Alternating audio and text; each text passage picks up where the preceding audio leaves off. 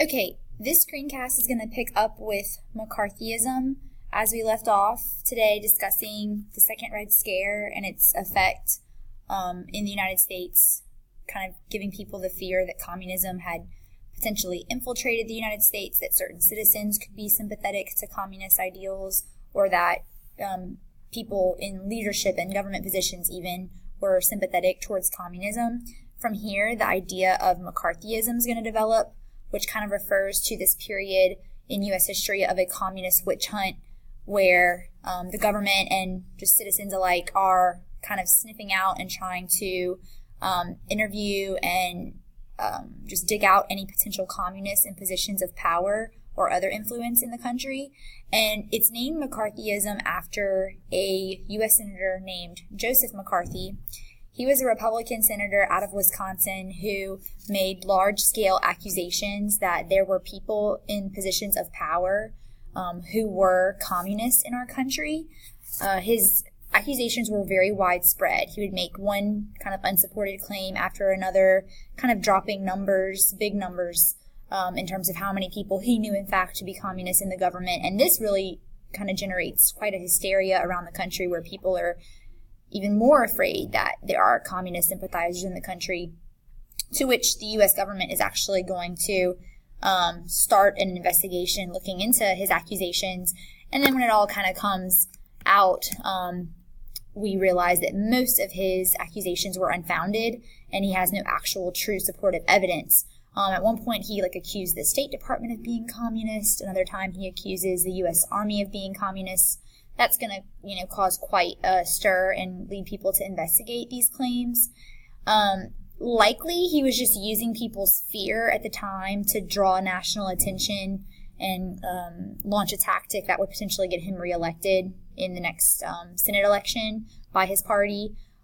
So, he probably had no actual belief that it was as dramatic as he was saying it was, but people will definitely be affected by it. And you can now pause and enjoy this little cartoon you see on the screen. If you don't get it, you can ask me about it next week.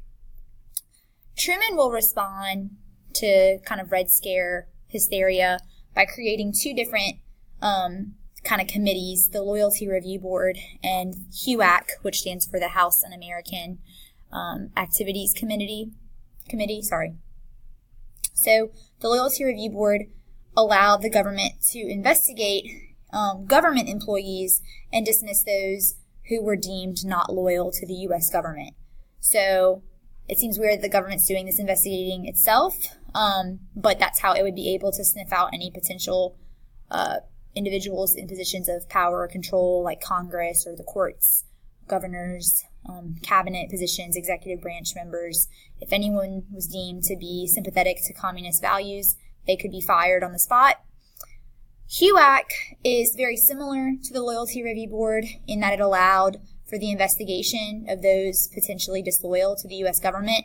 However, this group was allowed to investigate not only government employees, but people who were just in regular civilian positions. So those who were employed outside of the government, just average citizens, could be investigated.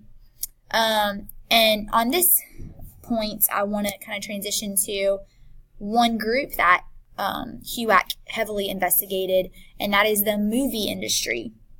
The movie industry, kind of coming out of the 1940s and 50s, was seen as a position of influence in society because a lot of their movies and films could be viewed as potential propaganda.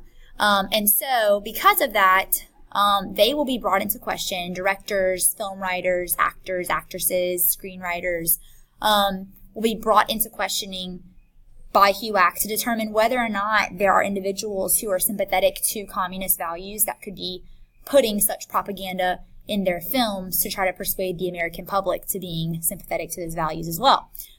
Just what you see on your screen here, the United States did encourage the movie industry to put out a lot of pro-Soviet film during World War II, just because that was our ally during World War II. And so it was kind of generated, or designed to generate support for the Soviets. But now that type of practice is deemed, disloyal and questionable by the eyes of the American people. One group named the Hollywood 10 felt that this entire witch hunt in their specific sector of society was unconstitutional and a disregard to their civil rights, and they refused to cooperate with HUAC during the investigation proceedings.